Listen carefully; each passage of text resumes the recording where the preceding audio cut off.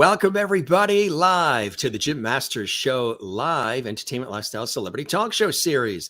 Your host, Jim Masters, here reporting for duty. So good to see everybody watching from all across the United States, Canada, Europe, Asia, Australia, New Zealand, all points of this beautiful earth. So great to have you with us.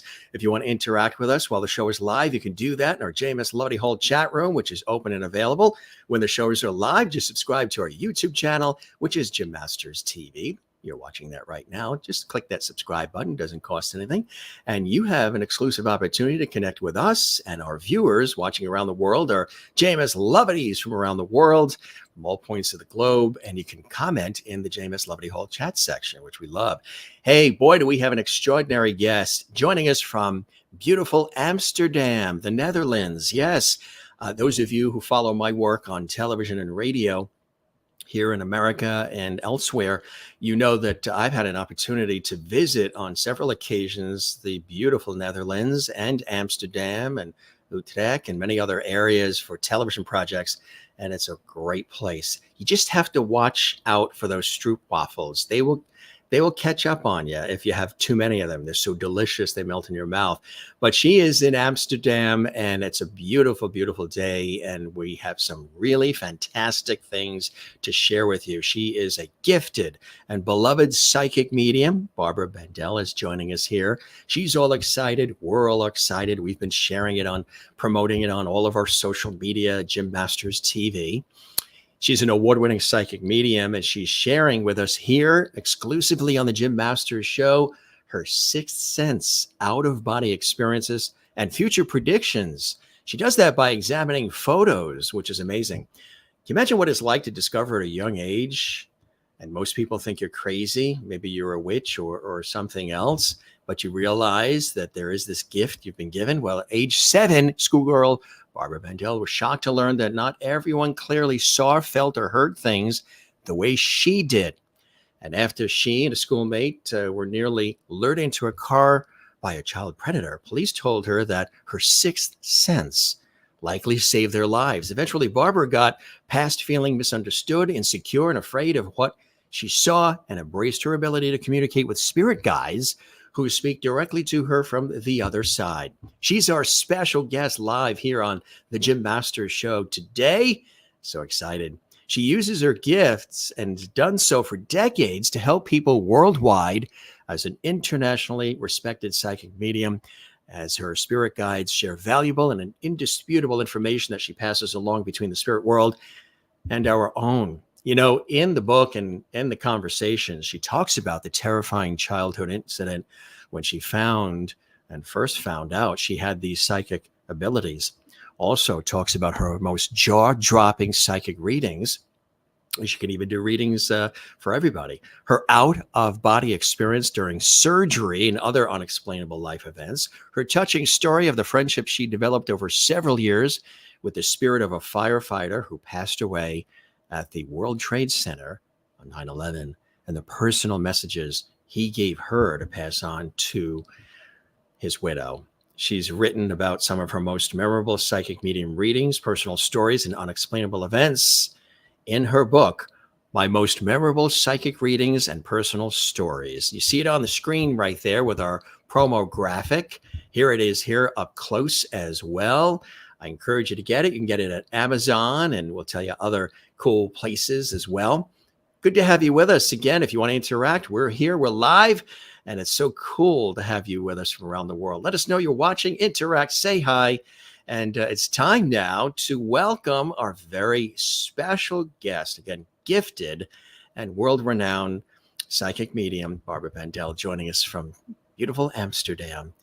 Barbara, welcome to the Jim Masters Show live series. It's an honor and a pleasure to have you with us today. Thank you, Jim. What an intro. Thank you so much. Only the best on JMS, as we always say. I really am excited to have you here. It's extraordinary how gifted you are and how talented you are and how skilled you are, but also how beloved you are around the world. People know and understand and appreciate the reality and authenticity of what you do. Welcome to our show. It's an honor to have you here. Tell us early on as a child when you did realize or maybe you didn't even realize you were just experiencing these sensations and these things that were happening to you. But when you got to really focus, get that clarity and pinpoint that these are the gifts that you have, and now you go forward in life with it. What was that like early on? I'm sure it had to be frightening too, because you maybe as a kid, weren't sure what was happening. Yes, and prior, before I got hard evidence that I was psychic, I always had a sense that I didn't fit in.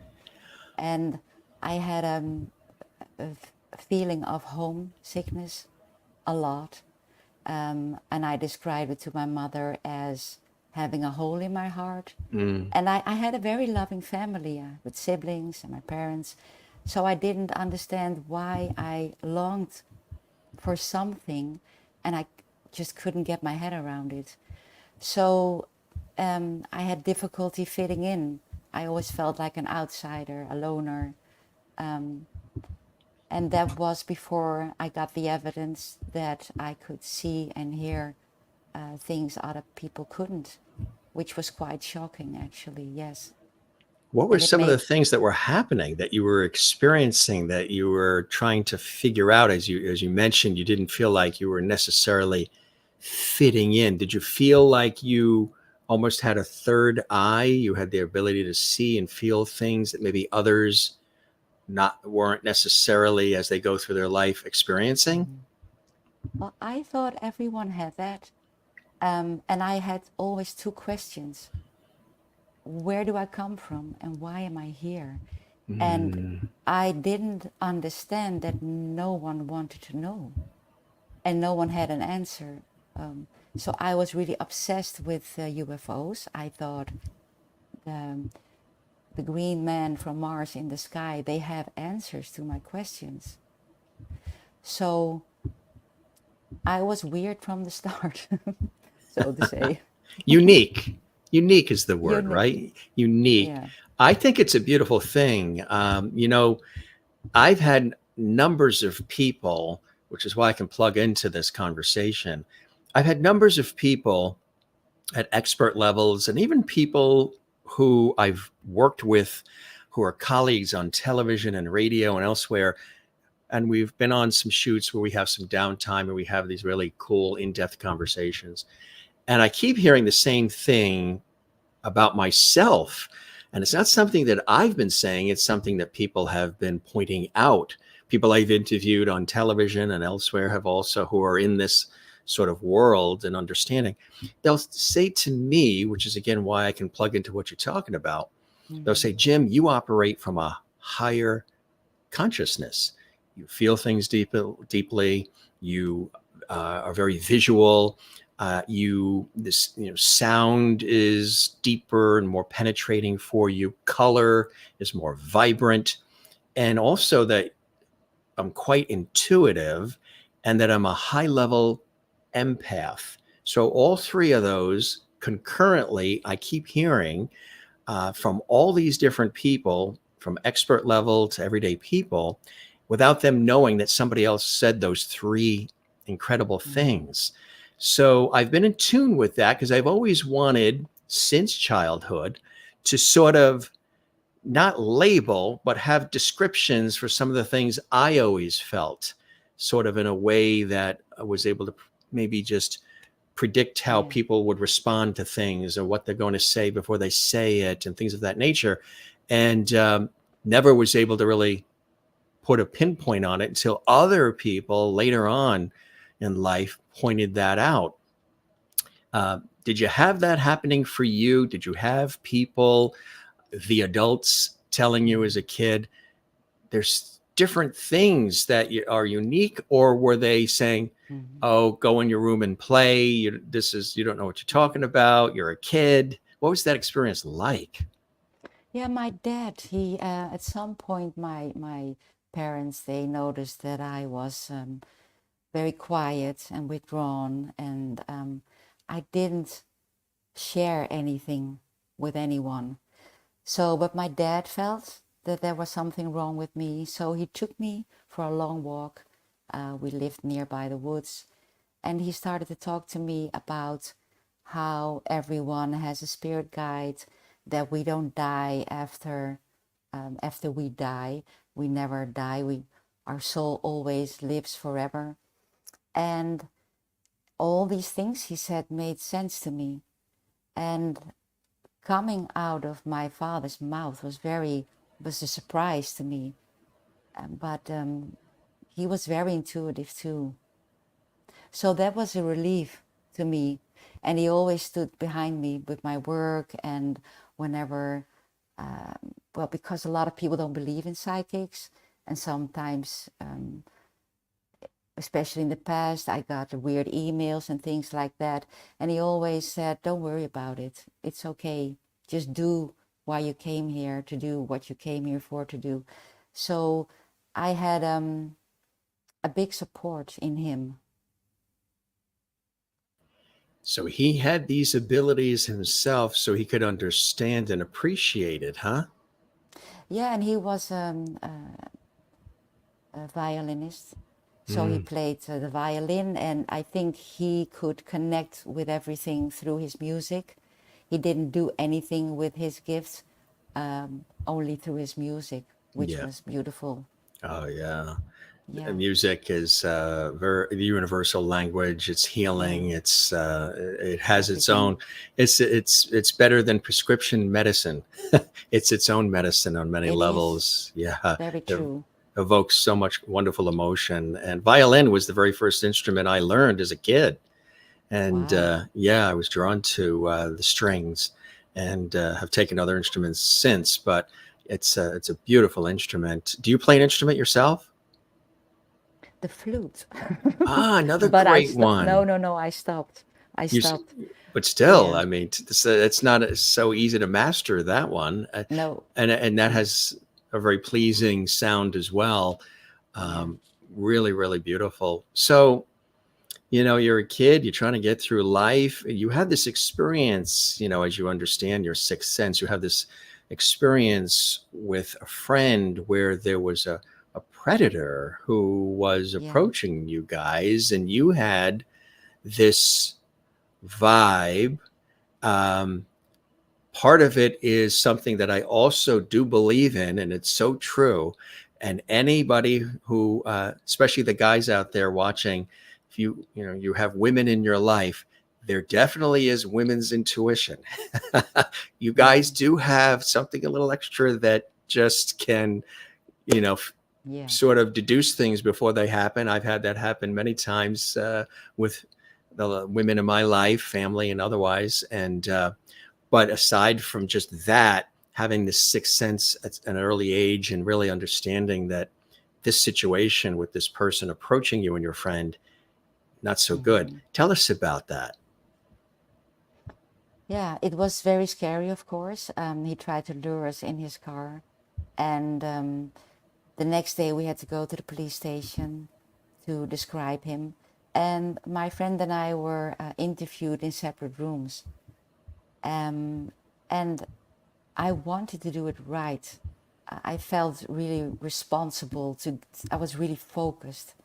And I didn't know that when I start to focus, I get information. So the police officer said at the end, I have a couple of photos for you. Can you see if you recognize this man? And I was super focused. So I looked at the photo number 1, and I was standing in his street where he lives or lived. So I said to the police officer, I know where he lives. Mm. And he said, do you know him? I said, no. And he said, then how do you know where he lives? And I thought, oh, oh, yeah, that's kind of weird. And on top of that, I started to feel his energy. He was a child molester. And I never knew of the existence of pedophiles when I was 7. So I felt darkness. I felt a very toxic energy, and it just scared the living daylights out of me.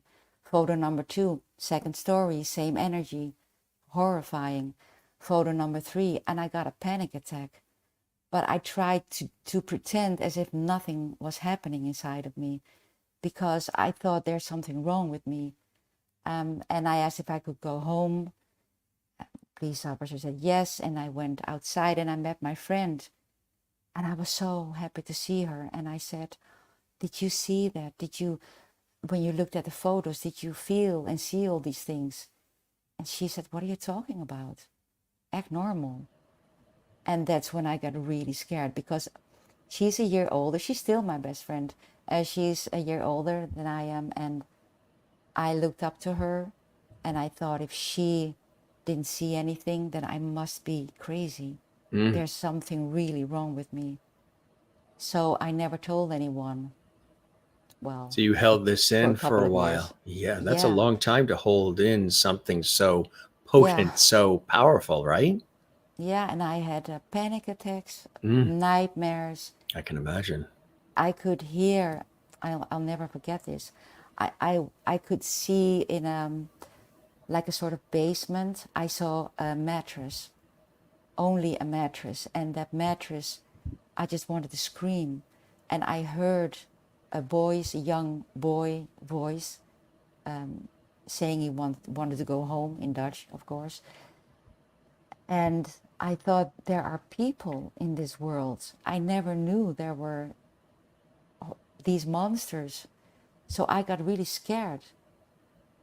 And I didn't dare to tell anyone. So this really had a huge influence on me. Mm.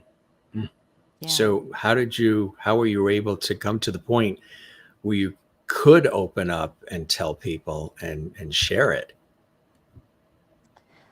Well, that same year, I went to a elderly home with my class. It was Christmas, and we made presents for the people living there, and we sang songs, and we entered a room, and I saw a lot of photos on the wall, and one of these photos caught my eye.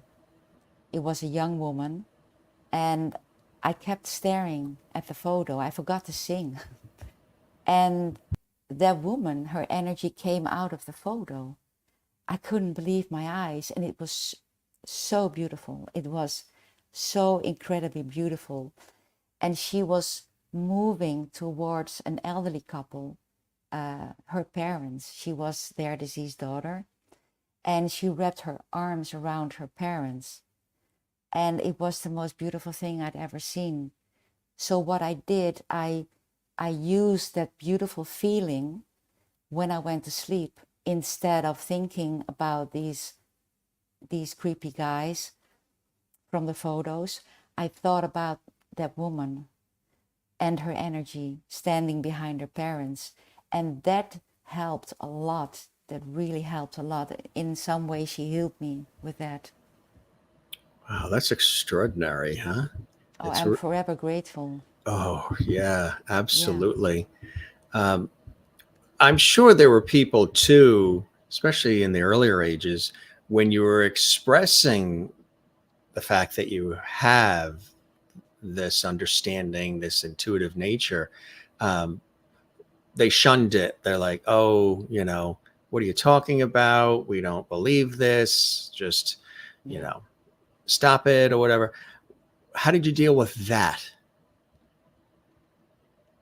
Well, I tried to live a normal life, actually, but that didn't work out, Yeah. because everywhere I went, I bumped into a lot of people who were really open to psychic stuff. So they started to talk about psychic things. And then I would say, well, actually, I see things too. So of course, there are people who are against what I do. I was looking for a an accountant, a bookkeeper, and I was invited for an interview, and everything went really well until he asked me what my profession was, and Mm. he got so upset, and he said that I work for the devil, and that really upset me. But the older I got, the more I thought, well, I don't want to convince anyone. I want to help the people who are open to this, and for the rest, well, they will get their help somewhere else. Yeah, so it didn't bother me that much at one point anymore.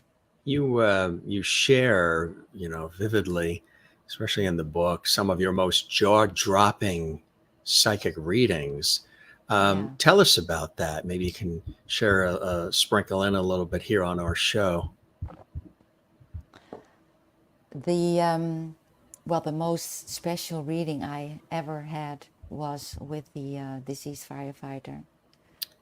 From It was World good. Trade Center 9/11. Yeah. Yeah, and it was. It had so many layers. Also for myself to step over my fear because he wanted me to contact his wife. He was with me for years, many years. He talked to me.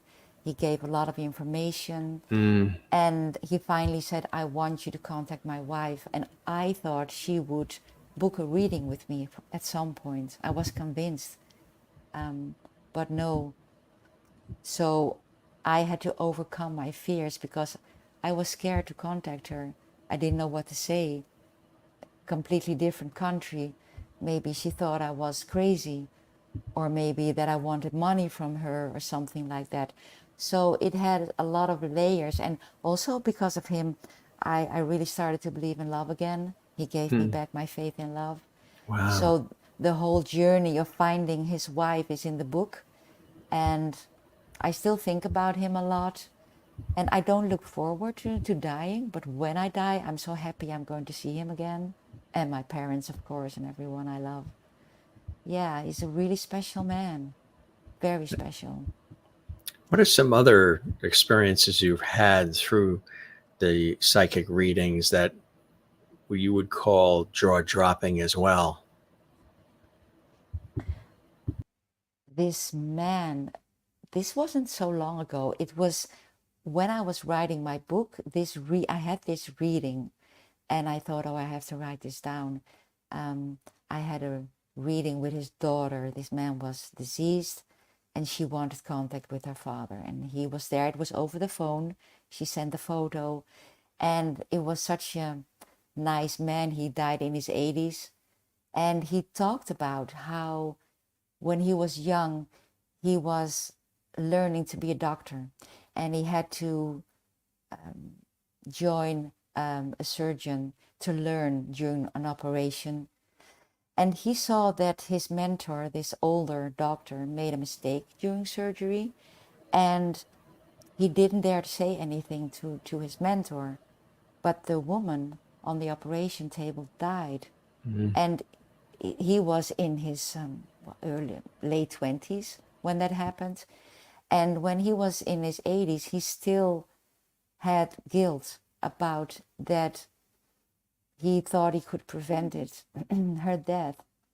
And even at his sickbed, he asked for a priest because he was afraid that he might be judged or he might go to hell for not doing anything. And he said, I met her. He said, not long after he died, he met the woman who died on the operation table. And she said, I'm so sorry that you felt so guilty all these years. And he was so happy to see her.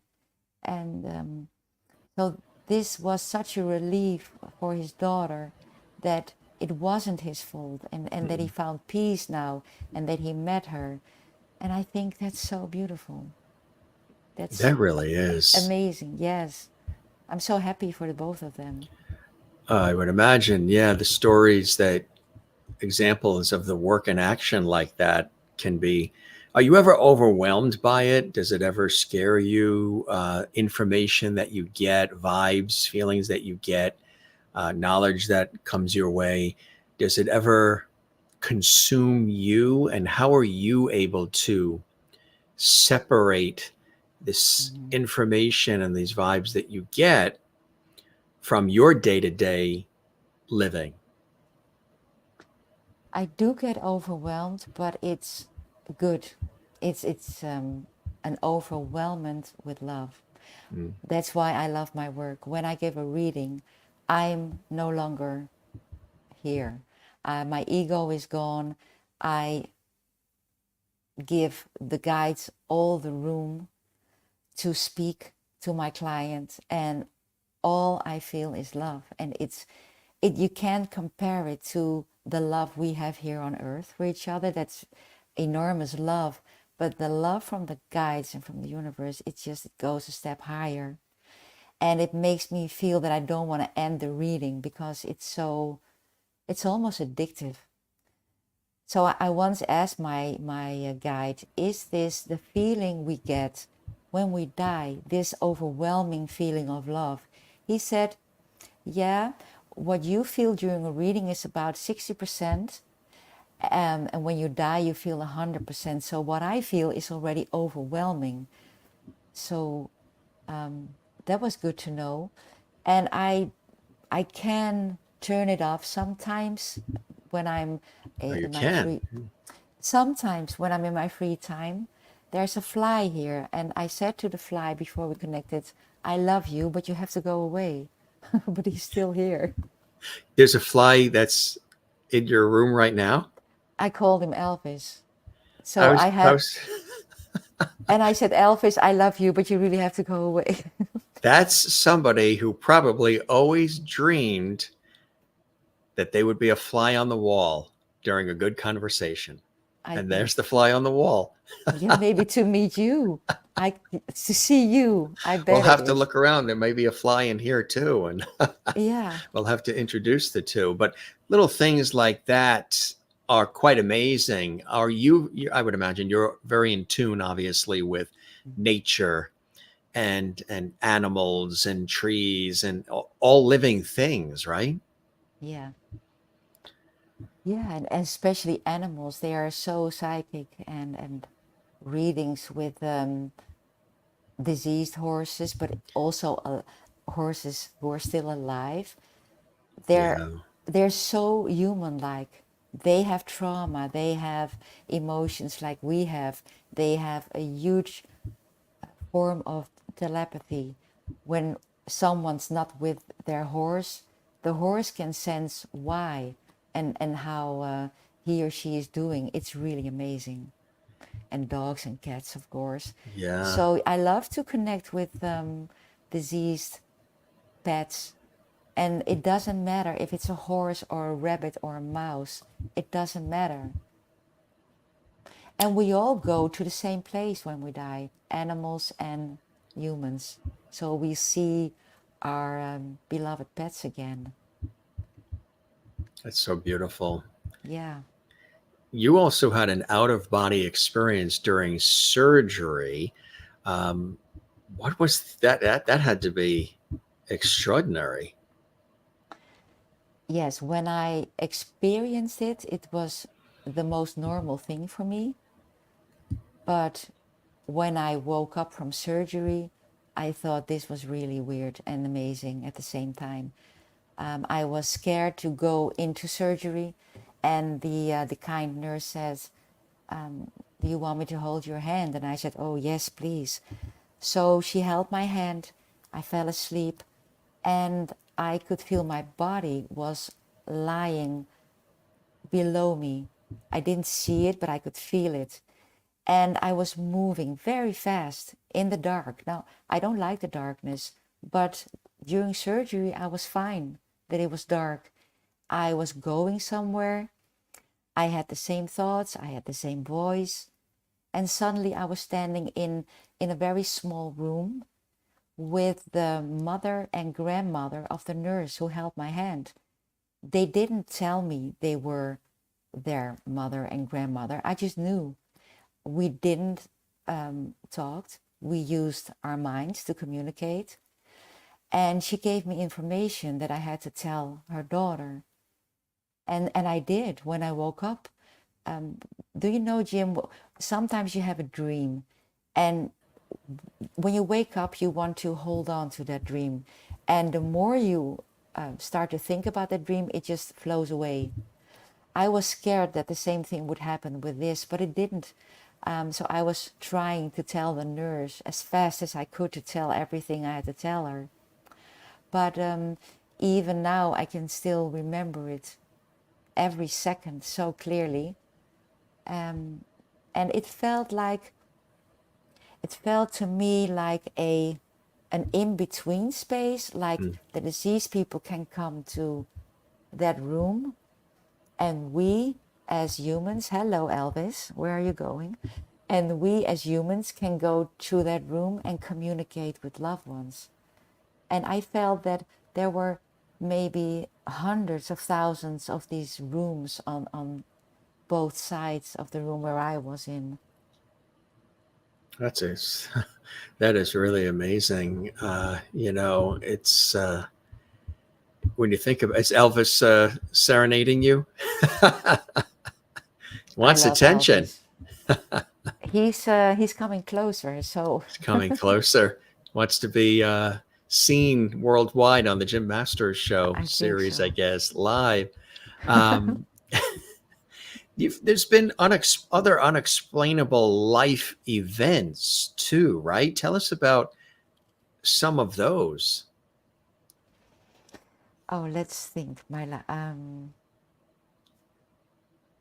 I have to come up with one. There are so many. And do you ever have sometimes information that comes your way uh, that you're afraid to share, that it concerns you to share with others?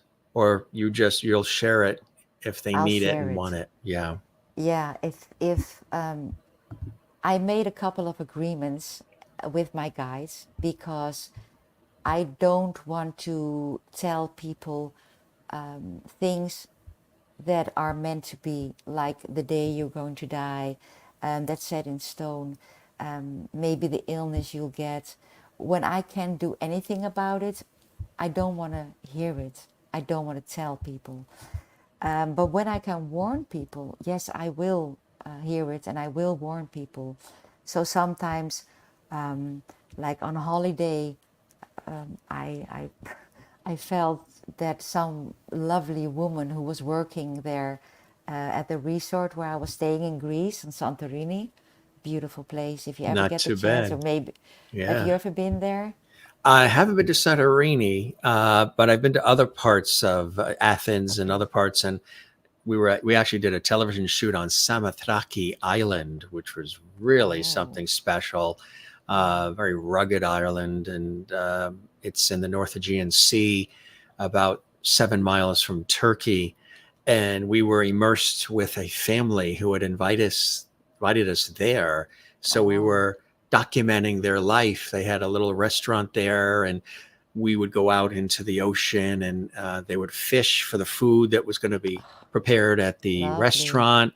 We Mm-hmm. went to the very top of the island, which was extraordinary, where they have this beautiful white church with a blue cross, breathtaking views of the North Aegean Sea. You can see Turkey 7 miles away, and home to the Nike gods, that Yeah. particular area. It was really something quite special. It was for a television shoot for a TV travel series that I've hosted for a number of years. And it was really something. And Yeah. boy, the amount of food that they had at the long table, all these foods, it was like a smorgasbord. And the husband came out with the bouzouki and started playing the bouzouki, and it was something. It was very warm and loving, and I would recommend people Yeah. travel and enjoy the The world around us. hospitality, but you with your high sensibility, you must have felt something there. Did Yeah. you feel like coming home? Did you recognize the energy? Did you recognize the scent? Or You mean there or once I came back home to America? over there? Yeah, it's amazing because when I go places, I always get attached to the place. Mm, And because the senses, like you say, are heightened. So my yeah. eyes are always, when I was a kid, there was a period, I forget what age period, it wasn't my entire childhood, but there was an age period, probably like around 9, 10, 11, 12, maybe, where when I was in my bed in the evening, when you're going to bed, and back when kids had to go to bed earlier, Mm, couldn't stay up yeah. till 11 at night. You were in bed by 7:30, 8. You Mhm. had school in the morning. Um, and even 8 was considered late. Um, I would lay in the bed, and the room, of course, would be dark, and I would somehow transform myself as if my eyes were, and again, it could be why I'm in this industry that's so visual now anyway, television and all the rest, film, stage, radio, which is something. I used to pretend that my eyes were a movie camera or a TV camera. So as I was getting ready to trail off into La La Land and sleep, my eyes would slowly close, almost as if it's a movie or it's an episode of an ongoing TV show. And this concludes this episode, today's episode of the series. So I would fade to black my eyes, and then I'd fall off to sleep. And then I'd wake up as if today's a new episode in the day in the life of, James Masters. And so I've always thought of things that way. So when I travel, connecting to what you had asked, I sort of operate like I am absorbing a lot of things. I'm absorbing the scenery, the conversations, the food, the music, the geography, the topography, everything. And I love to go off the beaten path with the rental car or whatever it may be, and not only see those places that everybody goes to see, the popular tourist places and the places to be, but I love to go off the beaten path and really get a sense for who are these people? What is this place? What is it known for? What's it all about? And I'll always ask questions too. And sometimes even the people that live there, I'll ask, and they won't even know the answers themselves. They're like, we just live here. We don't know. And then I'll say, well, did you know that in 1800, this happened here? And it has taken me on some really extraordinary, unscripted, unrehearsed adventures by just going off the beaten path. And as this audience knows, and my family and friends and colleagues know, I love the ocean. The ocean speaks to me very, very deeply. And we're just a couple blocks from it here in the northeastern part of the United States. And it calls me. So the rhythm and the tide and just the feel of it and being in it and near it, the power of it, it's larger than me. It's something I can't control it, but it's there, and it provides beauty and pleasantry and food and everything else. So I'm always, when I'm traveling, I'm absorbing all the different things, and I take it back with me. And then what I do, which is kind of interesting, how a lot of people prepare, so they're going to go travel. They'll prepare, they'll watch videos, they'll read brochures, they'll try to figure everything out before they go. We'll do some of that, but I end up doing much more of it once we come back. And I think it's because I want to continue the experience and what I was feeling and the enormity, or at least the enormity I assigned it, the enormity of the experience, uniqueness. So I'll be watching videos about this place we went to and reading up on this place we just went to continue the experience. Long-winded answer to your question, but I'm sure you get sort of what I say as far as I don't just show up, here we are, let's go. It's an experience, and there's a depth to it for me as it is, I'm sure, for you. Yeah, and I think the unscripted paths you take on holiday, I think your guides are whispering to you, go to the left, go to the right. There you'll find nice people. I don't believe in coincidence, so yeah. So you believe there's a reason for everything? Yeah. Yeah. Yeah. How does it work? How people are probably wondering, how do you define the work of a psychic medium? What are some of the characteristics, some of the things, the uniqueness of what you do. Maybe you can share that with our audience. They're watching. We welcome everybody again. This is Jim Masters. We're live worldwide on the Jim Masters Show, live entertainment lifestyle celebrity talk show series. Our very special guest coming to us live from Amsterdam, the Netherlands, is beloved and gifted psychic medium Barbara Bandel. She's also a wonderful author of her new book, which we're very excited to share with you. My most memorable psychic readings and personal stories, plus exercises and meditations to expand and deepen your awareness. It's available at Amazon. And Yeah, Elvis is also here. and Elvis is in the room. Elvis is in the room. So yeah, tell us about some of that, and how you're, it's very deep what you do, and it's unique in what you do.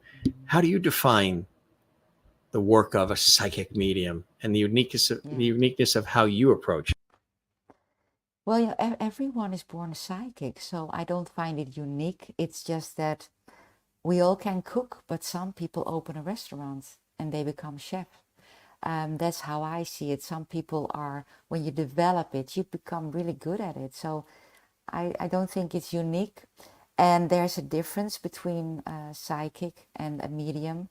So a psychic, that's the hearing, the feeling, the seeing, etc., the smelling. And a medium is someone who can connect with deceased people. So there's a difference between both of them. And I think in order to be a psychic medium, you have to love people. And I always feel not 100%, but around 20 to 30% what they experience in terms of grief or joy. So I can really feel what they are feeling, and I think that's very important. And then I repeat what the guides say, so it's very easy for me. I just have to tune into my guides, and they talk to me, they show me images, they make me feel things, and that's a combination of senses. And then I repeat what I hear or see and feel, and it's always uplifting. It's never, it's just the other day someone said to me, I want my ex-partner back. Can you do a ritual to get him back? And I said, I'm sorry, but I don't believe in that. If the universe, if it's meant to be, the universe will bring you together, but not me doing rituals. I'm really against that. So I can do hocus pocus, but I can connect you with loved ones and give you tips and advice that the guides give you, and especially when you are feeling stuck or lost, I can unstuck you. I would imagine you work with people who are going through trauma and grief, Yeah. which a lot of people are dealing with. You can't live this life without it. We all deal with it uniquely and in our own due time. But the world is definitely hurting in many areas right now. Do you feel that? Do you feel not only in working with an individual, can you feel it in a mass way, in a global way too, the world's hurt? Yes. What we are experiencing and what we have experienced in the last 3 years, it's unprecedented. And what I feel is the hurt and also the confusion. There are so many people confused, they don't know what to believe anymore. And it's so important to never lose contact with your intuition. So sometimes people tell me, how do I make contact with my intuition? And it's very simple. It's making sure your mind is blank, like listening to music, put your earphones in and earbuds in, and then listen to your favorite music or take a walk into nature. And it's okay when after you listen to music for a couple of minutes, you hear those voices in your head again, the worries you have, and the fears. That's okay. Just know that there's always a place we can go to clear our mind, Mm, because that connects you with your heart immediately. And it's yeah. so important when we're confused.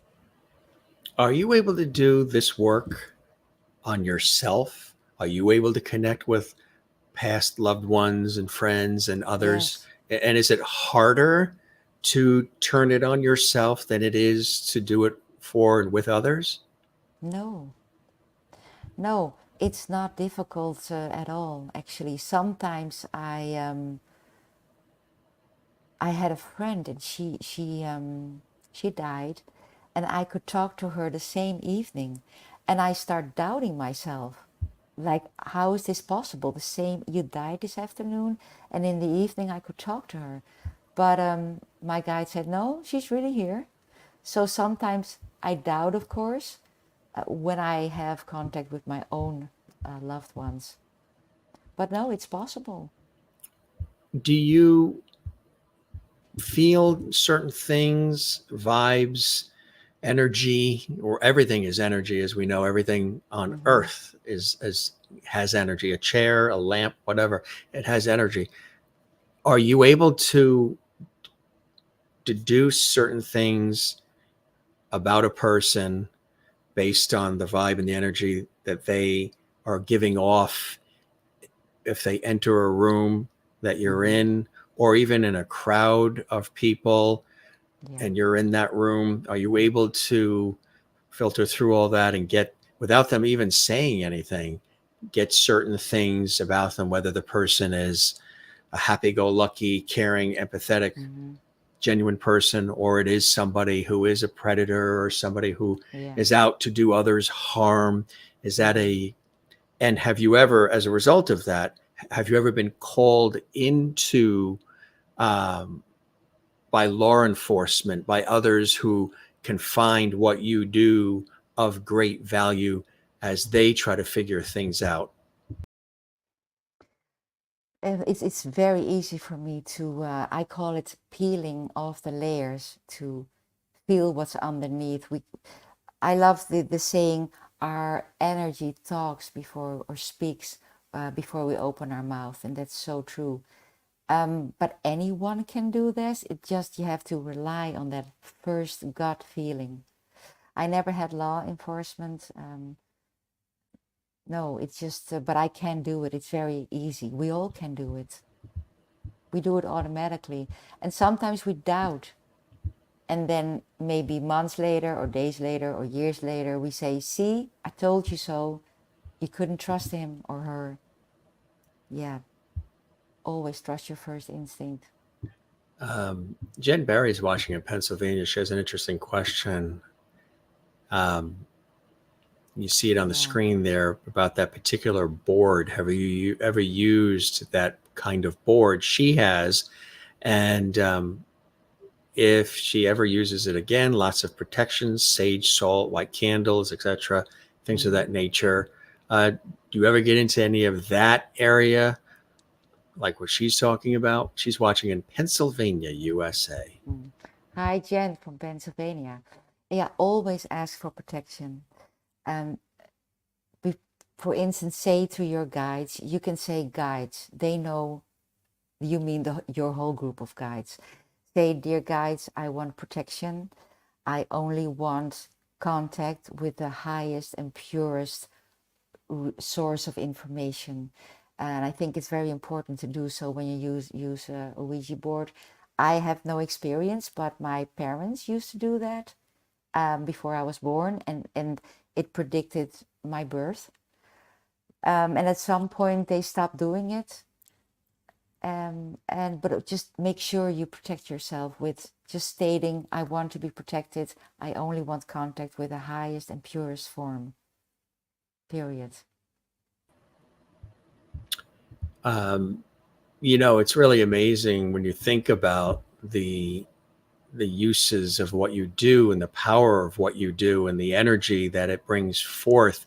How has it enhanced your life? How has it brought a unique way of appreciating deeply the gifts and the things around you and what life is all about. And Yeah. would you say that you're content with things, having this sort of third eye, this just an interesting way of living and appreciating life as you do, as somebody who's gifted intuitive in so many different ways and psychic medium?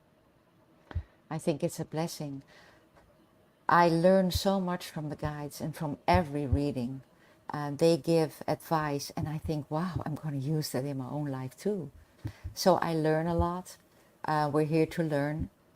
I've learned from the guides to look at myself, what's my share in things, to become more aware. And it's just that life is so short, and we always say you have to make the best of it. And when I was younger, I thought I had to do a million things every day, that was making the best of life. But making the best of life is also just sitting and thinking about the beauty of life and the beautiful things we have, and counting your blessings.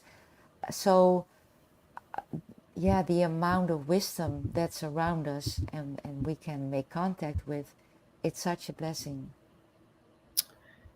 Kathleen Walker is watching in New York City, USA. Barbara, when a beloved pet dies, do you believe their spirit comes with you if you move Yes. to another house? I sure hope so, she says, because she recently Yeah. moved to another house, but the pet died in the previous location. Kathleen, hi. Yes, yes, yes. Oh, yes, they will.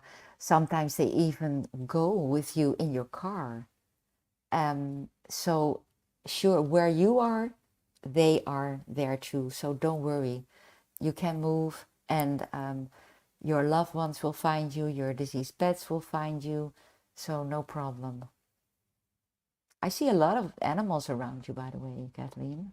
I think you have a lot of um, pets on the other side who will really love to be with you.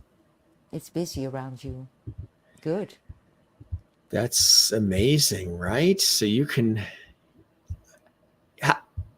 Is it more potent, obviously, to feel the energy when you're in the room with the person, or do you find it is you can do it on the internet, you can do it on the phone, Anywhere. you can do it remotely? They don't necessarily have to be in the room at the same time.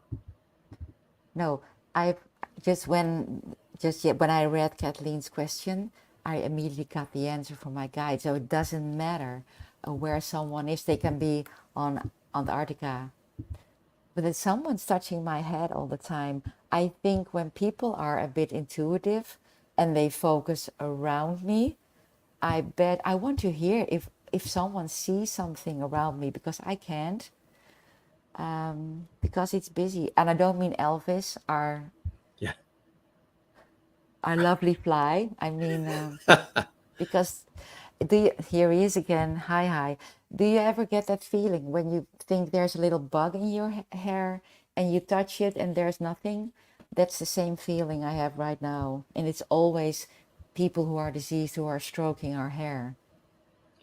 So you can feel them in a way that almost becomes physical, where Yeah. that you feel that they're actually reaching out and touching you.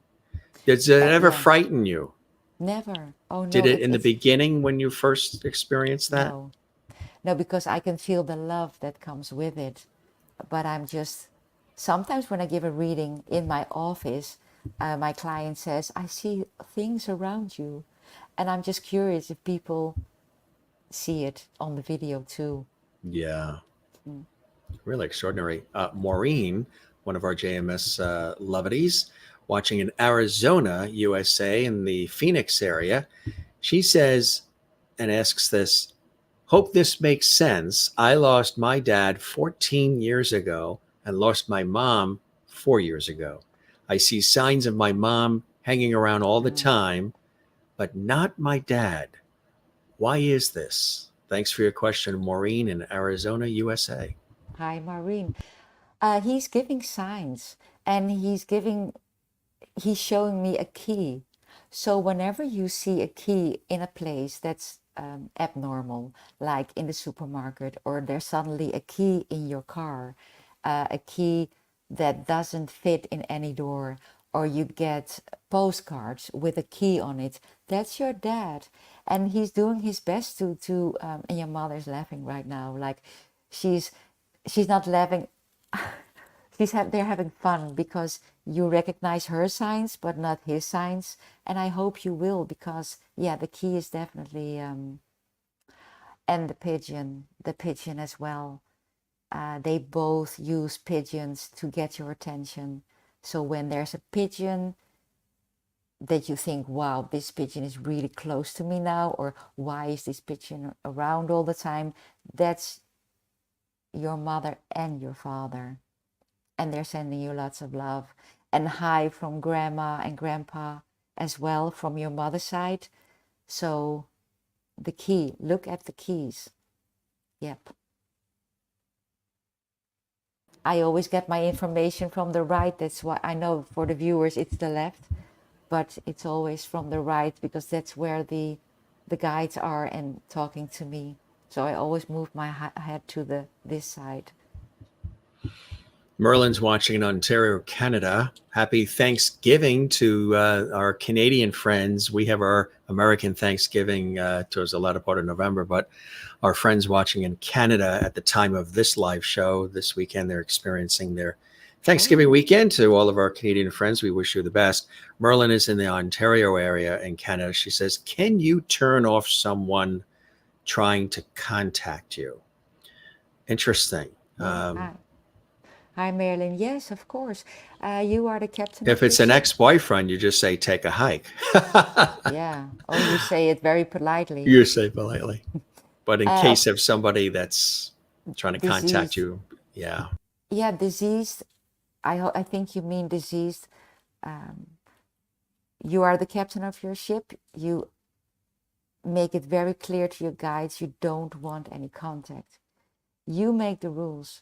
And the guides, they have to do what you say because it's your life.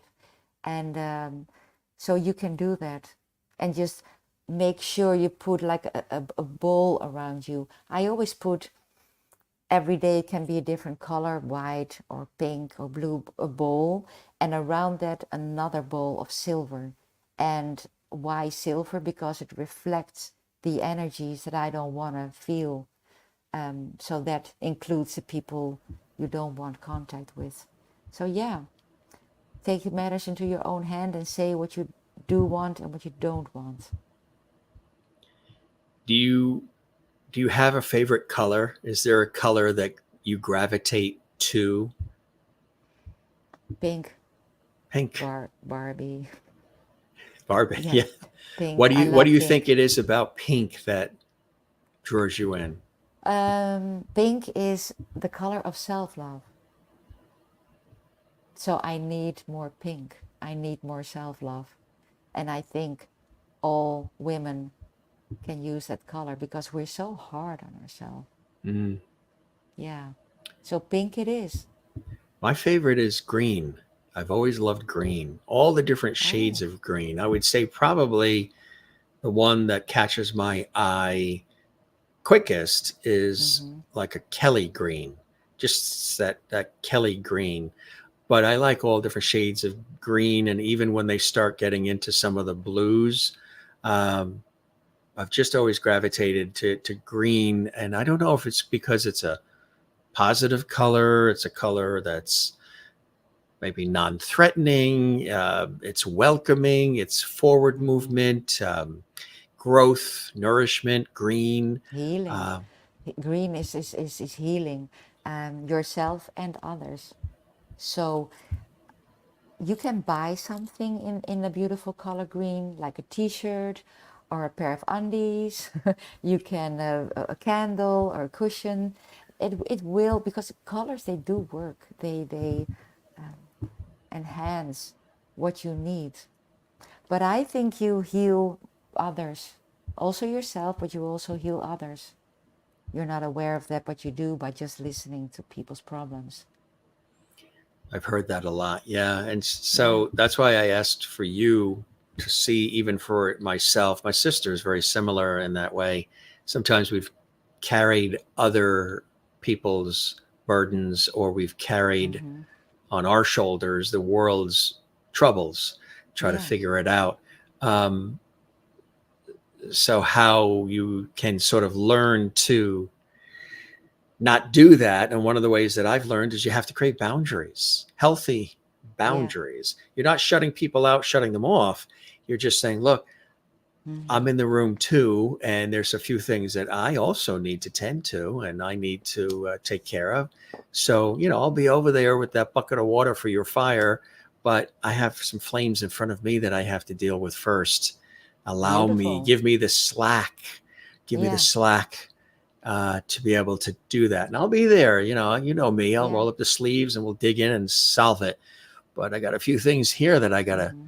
you know, tend to. So creating boundaries. And I would say, how long it took for me, Barbara, to even create boundaries. The audience knows it took me, and on one of these days I'll tell you, maybe off air. I mentioned it on this show, Yeah. and I've mentioned it even before I started this series. I drove alone through Death Valley National Desert after a television shoot in a rental car in Mm-hmm. August, just a couple of years ago. So it's still fresh. It's still, people say you should write a book about it. You should do a video on it, documentary. And it was extraordinary. It was one of the most incredible experiences that I've ever had in an alone way. Yet I didn't feel alone because I felt the energies of um, a divine guiding Yeah. above. I felt the pull and energy of the earth. Oh, I get Uh, goosebumps. and I felt Mother Nature. Yeah. And I'll tell you real quick, a condensed Wow. version, because I know you'll appreciate it. And there may be, we're always getting lots of new viewers, so it may be fresh for them. Mm-hmm. We were on a television shoot in the Las Vegas area, and we were about an hour west of Las Vegas, small little desert town called Pahrump, Nevada. And I, of course, love to, take the car and explore. And so we were already finished with our television project. Everybody said all their goodbyes. And my flight back to the East Coast wasn't till the next morning. So I still had some time to play and explore with the rental car. And I could have either gone back to the hotel and just chilled out there, or I wanted to figure out what this town's about. What's Pahrump, Nevada, USA, this town in the desert? What is this about? So I'm going along, and it's August. It's beautiful, but torrential rains come and then they stop, and there's all these rainbows and then more rain comes and it stops, and rainbows, and just really incredible. And then I'm driving around the town, and this car, I didn't even feel, as strange as it may sound to some, I didn't even say, I'm very open to a lot of things, so I like to Mm-hmm. absorb it all in, and then I figure things out, what's real, what's not for me. But um, I felt like the car was driving itself more than, and this is well before they came out with self-driving cars. I felt the car was Mm-hmm. sort of pulling me and guiding me and directing me Wow. to the entrance of Death Valley National Park Desert, which is a place that, you go on that one road that goes into who knows where. It goes on forever. It's the desert heat. It can be 110, 120, 140 Wow. degrees in there. It could Mm-hmm. snow in there. The topography changes. It's really interesting, visually stunning, but can be deadly, can be risky. Yeah. And I generally would always do something that is challenging or risky only after I've alerted other people in advance that are going to be doing it. Here's Yeah. the phone number. Here's this. Here's the emergency Mm-hmm. contact, all that other stuff. And I tend to be the planner or the organizer, the host. So this car pulled me in to the entrance of Death Valley, which is just a sign with an arrow. It's not like an amusement park. It's not Disney, big Mm-hmm. signs in color and Mickey Mouse dancing around. There's the road with the humidity bubbling over. and the desert. Wow. Come on in there. And I think what fascinated me about it being the desert is because where we are here in the Northeast, in the New York, Boston area, Southern New England, this whole tri-state New York area, it's lush. There's lots of trees and green lawns and foliage, and it's lush. We're also by the ocean. So the ocean is a go-to place for me. And we're by major big cities, New York City, Boston, Hartford. There's big cities in the area, Philadelphia, just a few hours away. So very familiar with the cities, suburbs, the foliage, the lushness, the ocean, all of that, the history and activity. So it had to be something stripped of all of that, devoid of people and buildings and trees and oceans and botanical gardens and all these things. It had to be something raw, rugged, risky, and hot, and have the word death in it, because ever since I was a kid, death has not been something I've ever really been fond of. I'll talk about it. I have people I know in my world who will not even talk about it. I can't talk about that. I don't want to go there. Yeah. But I'll talk about it in remembering those who've passed and celebrating their lives. But as far as it being something called Death Valley, that was quite a risk and a challenge. So I went in with this car, hot, 100+ degrees, August. Nobody on planet Earth knew I was going in there. I'm in a rental car, so who knows with a rental car what could happen. And I had no plans to do it. Nobody on the planet knew I was going to do it. And I just went in, and I felt 3 major energies pull, as I mentioned. Felt this feeling of a divine above sort of guiding me. I also felt the power of nature. I felt nature, Mother Nature, was all around me. And I also felt the pull of the actual Earth, that we're on a planet in a universe. And it's a special thing that we're on Earth. Of all the planets where we landed, Earth, life. So I felt all those very powerful, bigger than me, larger than me sensations, vibes, and energies. And it was really something else. But the thing that surprises people that I say that occurred the minute I started driving in is that I felt tremendous guilt. And it was something that I felt before. And it was self-imposed. It wasn't imposed by others. It totally was a Jim self-imposed situation. And the guilt was that I was not sharing this, what I considered enormous, monumental experience with loved ones and friends. Again, my eyes like a movie camera, so I'm really soaking up all the visual rawness, ruggedness, natural, authentic beauty, not beauty that's a set, meaning like a film set, not beauty that's man-made, created, polished, perfect, raw, rugged. This is the earth. There's the dirt. You know what I mean? You feel the dirt of the earth. None of that stuff staged, nothing prepared, nothing scripted. This is the earth. So I felt this enormity of, I had placed Death Valley, kind of like going to the Grand Canyon, seeing the Statue of Liberty, the Eiffel Tower, the Acropolis, as a monumental experience. And if you're going to have a monumental experience, it's heightened when you share it with somebody else or other people. I was alone in this car. So I said, I'm going to turn the car back and I'll go to the hotel and I will wait. And one day, maybe I'll come back with the loved ones and friends, and we will experience this together. And I'll be the facilitator of their joy and their energy. I'll be the host, and they'll be in the car giggling and laughing and wow, look at that. And oh my God, look at that. And I'll be bringing the joy to Yeah. them. But as I realized that I had that self-imposed guilt of not having the loved ones and friends in that rental car with me at that time while this was happening, I continued on. Those three energies sort of presented an option, a choice, a decision to be made then and there. Not one I can ponder or think about, which as a Libra, we tend to do. We want balance and harmony. We ponder, we have pro-con lists. We don't always jump at a decision, especially if it's big, because we want to answer things in a way that creates balance and harmony for all and not just self. Well, this was a very self experience. There was nobody else to bounce this off of.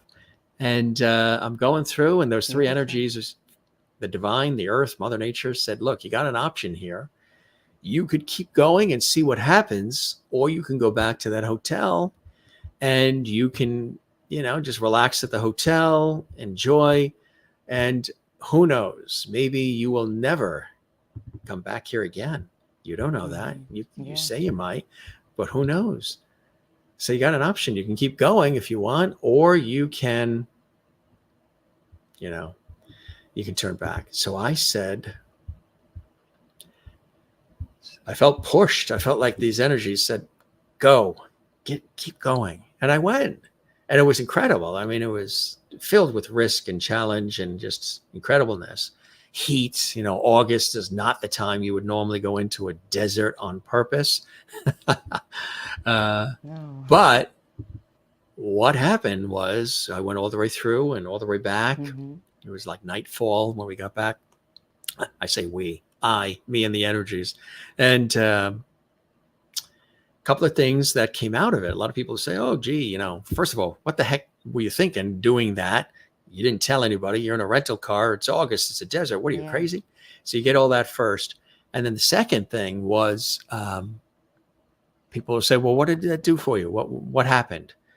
I said it was transformational in so many different ways because it was a desert. It wasn't an ocean, a city, a suburban area, or it wasn't any other things that I'm used to. And I said it was life-changing in certain ways. And they said, well, how? How? Tell us how. And I said, well, I realized that the earth is going to continue to spin on its axis, whether I constantly run to its aid, put out all the fires, take on all the burdens of everybody else's stuff. And the earth will continue to spin whether I do that or not. It's going to keep moving forward and keep spinning. So you don't have to do it as often as much.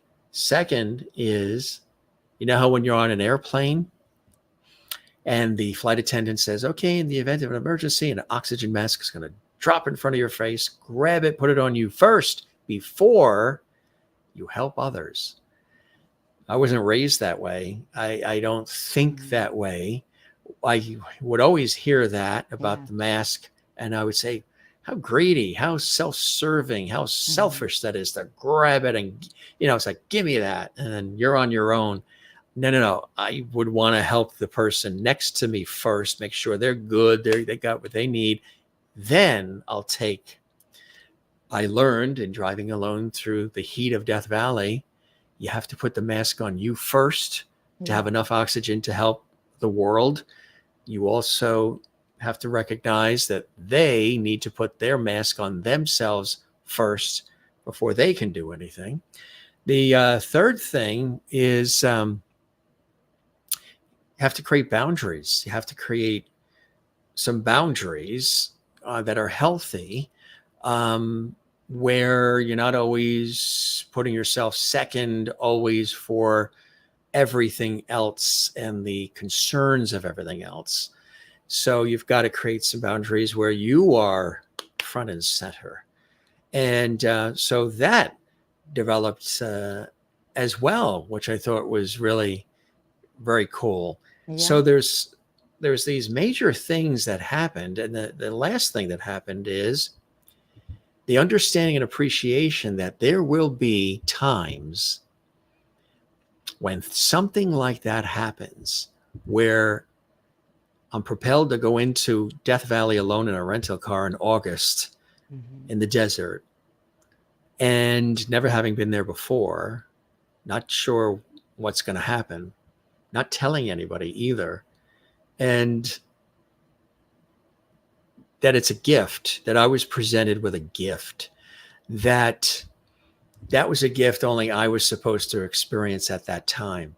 I didn't have to have specifically loved ones and friends in the vehicle with me to make it more enhanced, to have to hear their joy and their pleasure and be the facilitator, the guide, the host, creating that for them. That this was an experience that was meant for me to happen and appreciate and absorb as it was happening. And then I'll say to people, well, why didn't that happen when I was 18 or 25? Or, that would be cool. They're like, and experts I've talked to as well. You have to, you might have shunned it. You might not have recognized the gift. You might have turned it away. You might have never noticed.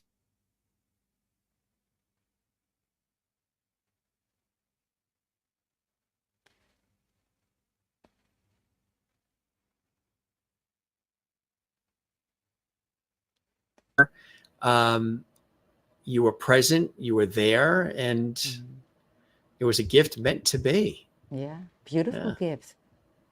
I call it the Death Valley story. Wow. And for a Libra, it's not easy to set boundaries when you want to please everyone.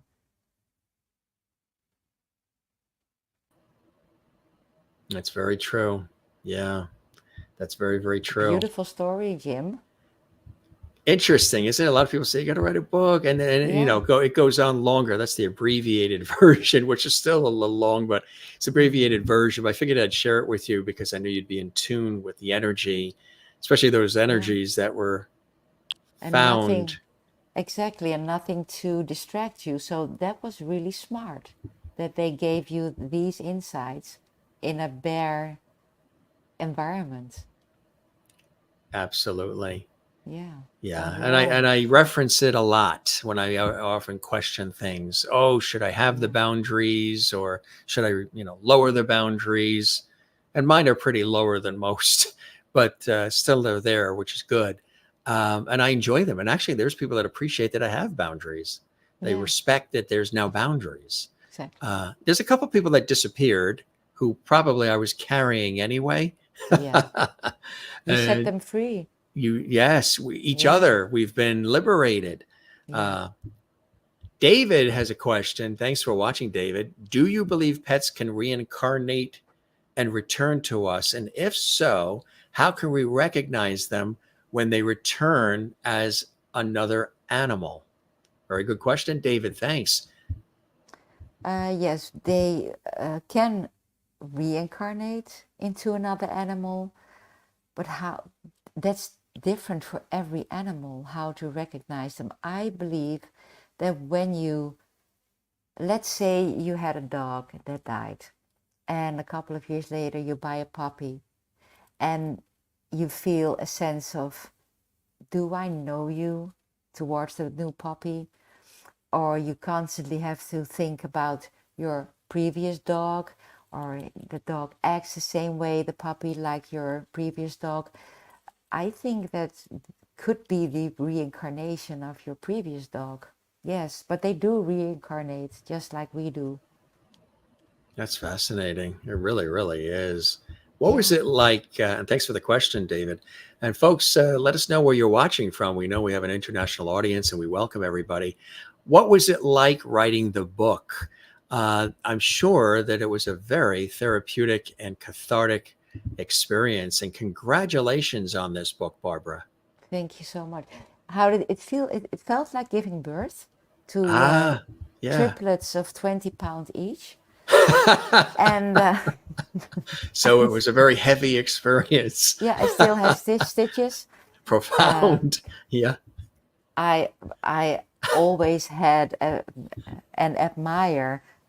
admiration for riders, but it skyrocketed. I mean, it's so intense because you're on your own, Yeah. and Right. the things, the things I recalled, and once you start to recall things, it's like a spiral. You start to recall other things, and I was like, oh yeah, that happened too, and it was very very help me with the word, therapeutic.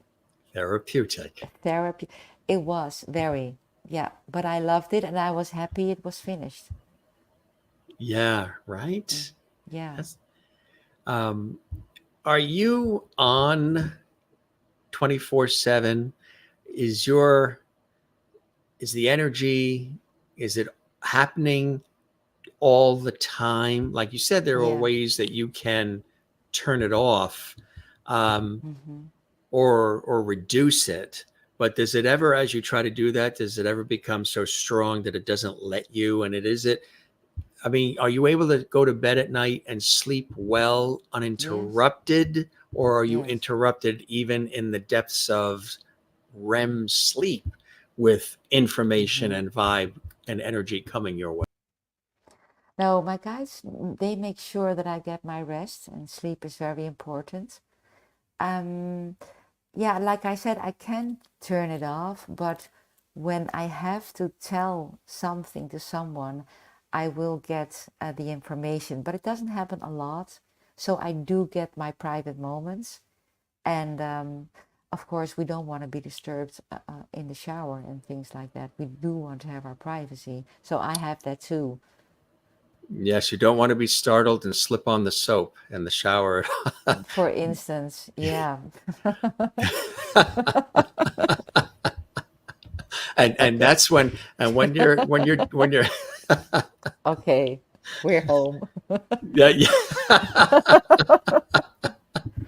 Yeah, Elvis just got excited. The I fly think is so. the fly is now. Yeah, He's gone. sorry, Elvis, you cannot go into the shower when she's in there. That's when she closes the door. You stay out. Yeah. You wait. But Elvis left the building, I think. I can't see him anymore. Now that is But very funny because that's an expression that I everybody know. says. I Elvis has know. left the building. He's maybe he's taking a nap.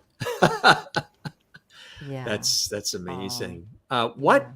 Who is the book designed for? Who's the reader when you were writing the book Hmm. and sharing these very, intimate and special moments?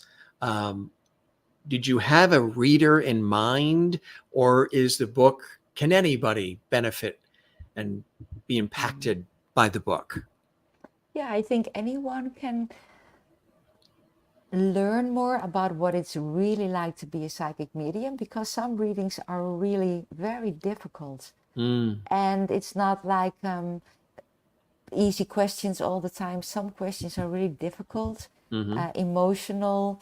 So it's like a view in the life of a psychic medium. And then my guides, they have exercises and meditations to raise your awareness, and Yeah. also to, because there's one question we never ever ask ourselves, or Hmm. hardly, and that's the question, what do I want? What do I want? Did someone ever ask us that? What do you want? What do you want to be when you grow up? Will it happen? Hardly.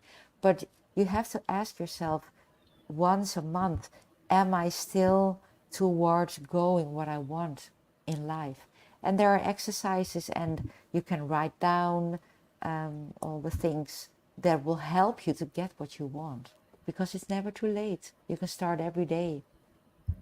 What if somebody isn't sure what they want, or they're non-committal, they're afraid to sign on the dotted line and commit, so what Yeah. they want constantly changes because they don't pick something specific and stick with that, because they find it claustrophobic in a way to commit to this, that, and the other thing. I'm Mm. sure you deal with Yeah. folks who experience that as well. Well, then you can start with something small, like something a detail. What do I want? For instance, what do I want to eat today?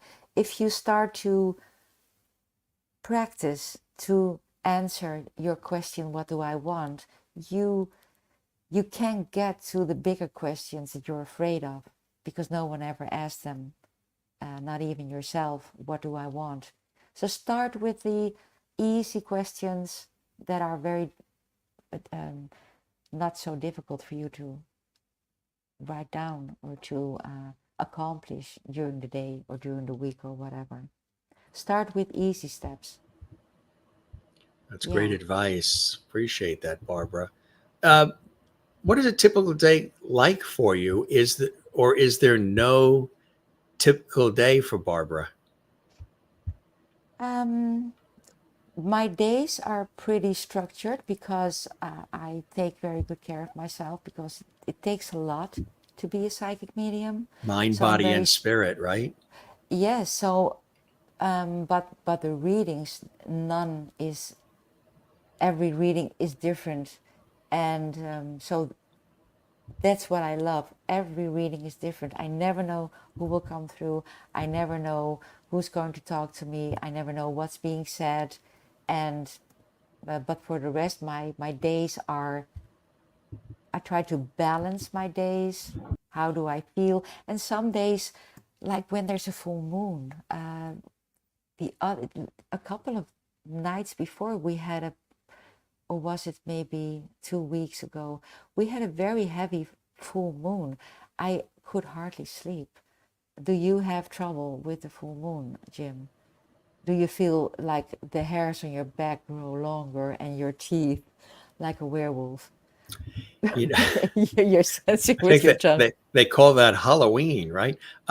You Yeah, know, this is the time of the year, of course, around here, where we get that. They call it the harvest moon, that yeah, October moon, where the I moon heard about seems that. lower and bigger. Yeah, I would say maybe my senses are heightened.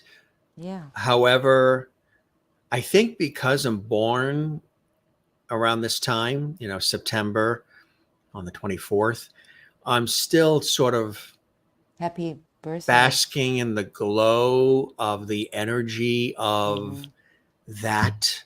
could There's, be. yeah, fall is my favorite time of the year, though I enjoy summer and Yeah, spring and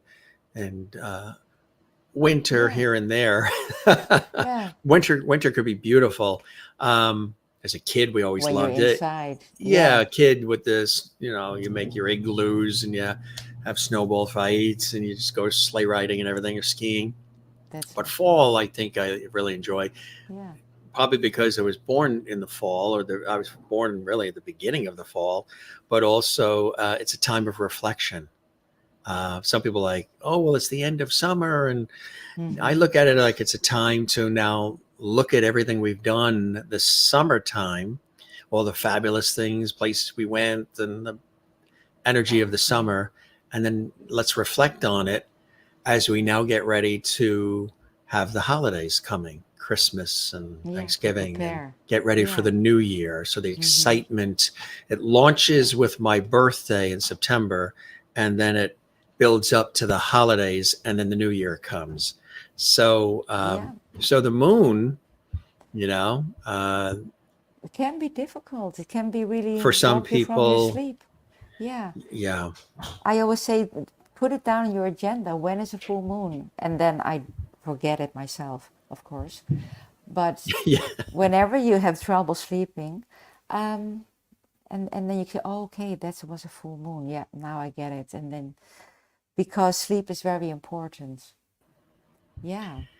I'm a light sleeper. I hear everything. I can hear a cat across the street meowing while everybody else Oh, is deep sleep. I tend to be a yeah. light sleeper. I've Yeah. will have deep dreams and sometimes multiple dreams in a night.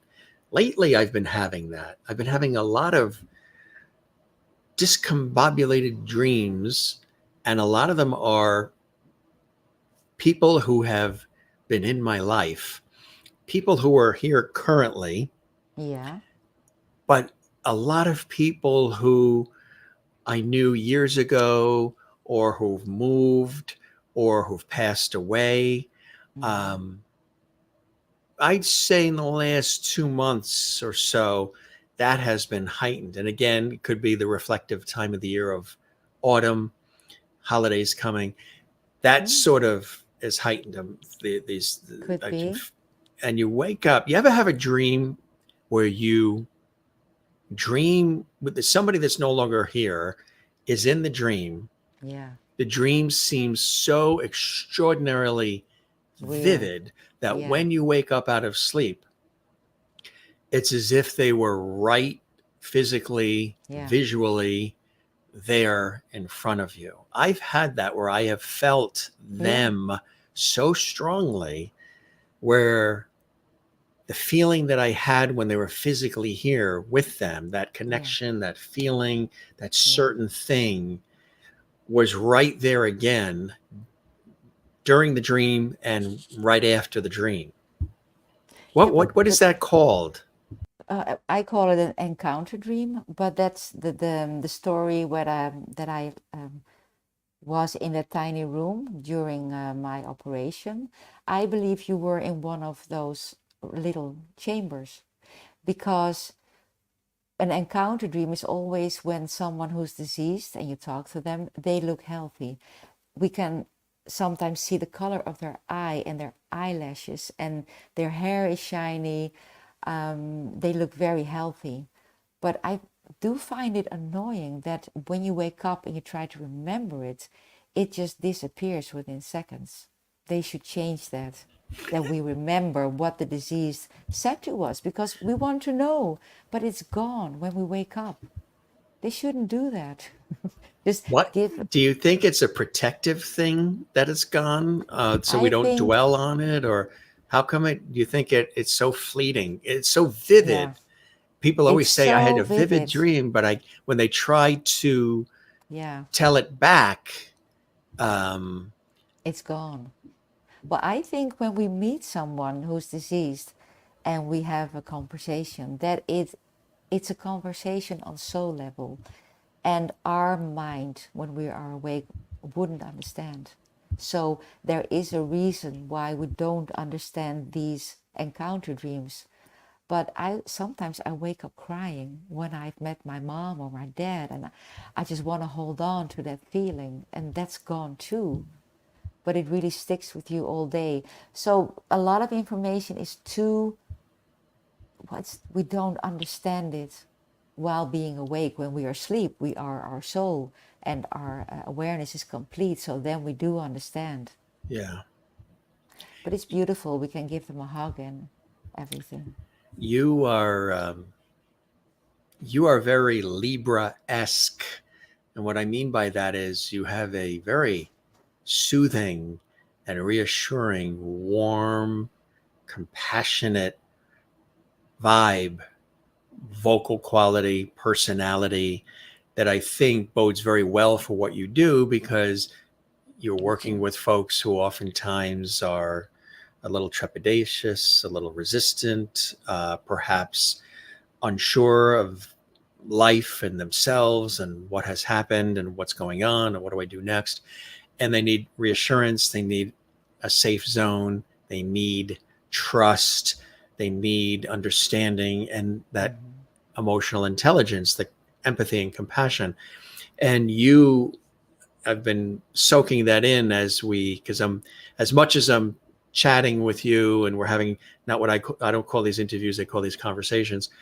I'm Mhm. deeply listening as much as I am conversing, and I'm getting your vibe coming through clear across the big pond from the Netherlands to America. Mhm. Um, the warmth and the calm. Not that you don't have everything firing inside. I'm sure you Mhm. do, as I do as well. But there's a calmness and a peace and a contentment and a compassion that you exude. I'm sure you've heard that before. That I think is really terrific for the Yeah, folks that thank you you. work with. Well, I'm born on September 22nd, so maybe that's why you recognize the energy. Yes, you Yeah, are Virgo, and you are on right. the cusp. of the Libra, Yeah. and I have Virgo rising, I've been told. And I have, wow. And I have Libra in my communication house. Are we So cousins?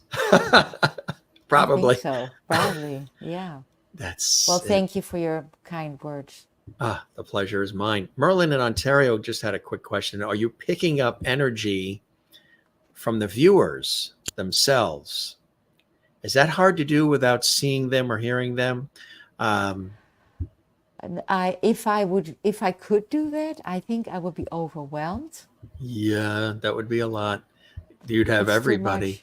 too many Yeah. coming. Do you ever have that? Is there ever an overlap where you're getting a lot of stuff coming from various people for various people at the same time? Yes, it can be that in my office when I'm talking to a client that there are several grandparents, great grandparents, and I have to say, listen, one at a time, or otherwise sending you home. So it can be overwhelming. And Elvis is back. He's back. Oh, Jim, he's back. He's back. He just went to either tune his guitar or have a cup of coffee, Yeah. Oh, which great. I've been sipping on some of mine. Look at the size of my cup. Yeah. My cup Look at runneth mine. over. Cheers. Tea. Cheers. What What do would you? the toast be in Dutch? Proost. That's right. I should remember that from being the Prost to you Proost. and Thank you. slancha for my Irish relatives. That's And slancha. yes, slancha. Yeah. Slancha. Wow. Slainte. It looks like slanty or slanta. First time I ever saw it. Okay. It's Gaelic. I would say slanta. And they're like, that's not how you say it, Jim. It's slancha. That's L'chaim is great. another. I think that's the Jewish. This really is Yeah. amazing. And as you can see, we have conversations here, and the guests are free to be with us and the viewers as long as they want. We don't do a quick 5-minute conversation. If you only had 15, 20 minutes, half hour to spend with us, that would be perfectly fine. So we don't rush the guests in and out, and the viewers, I think, gain so much Yeah. with these conversations. And I am a conversationalist and a communicator anyway, so I love having an opportunity to Yeah. riff with folks like you who have a deep understanding of what it's all about. Not that you aren't still trying to figure things out. None of us have all the answers, but you have an No. appreciation that allows you to sort of create this space for others who can use the guidance. I would just throw this in. Maureen says, Barbara, Yeah, I was reading a question and you quick marking question. it now. I love it because I already have her answer. I'm I've sorry. just accepted a new job. Yeah. Now, Maureen, what are you doing? I say that because Maureen, a nurse in Phoenix, Arizona, Yeah. she retired completely, Oh. hung up the gown, retired, and then got called back in through another organization Yeah. and is supposedly doing part-time semi-retired, and now she accepted a new job. Yeah. So it still calls her to be plugged in with people. She can't just be home, I Yeah, don't but know. do you see how this works? Because I had my eye on the question of Maureen, and then a couple of minutes later you say, "Oh, I have a question from Maureen."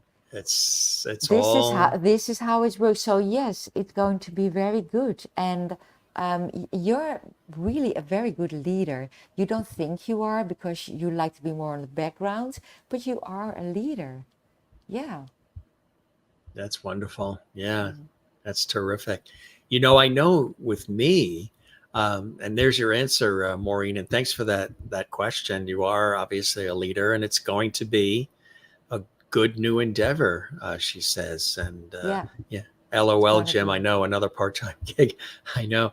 I've been called, which I find fascinating. I love when you have to laugh at yourself, and Yeah. I've learned to do that. Well, I've always done it, but even more. And I really pay heed to what people say, and what I mean by that is, you can't listen to what everybody says, and there's always naysayers, and there's always these people that Yeah. just are nonsensical people. But in terms of when people are saying, "Oh, gee, this is an interesting quality about you," or "This is just something that's really fascinating or fascinates me about you," I like to look inward and find what makes myself tick. Why did I think that way? Why did I answer it that way? Why do I look at it that way? Yeah, Do that's you great. do you do that with yourself as well? A lot. And the fastest way to grow your awareness is doing these things. And also, what is my share in this?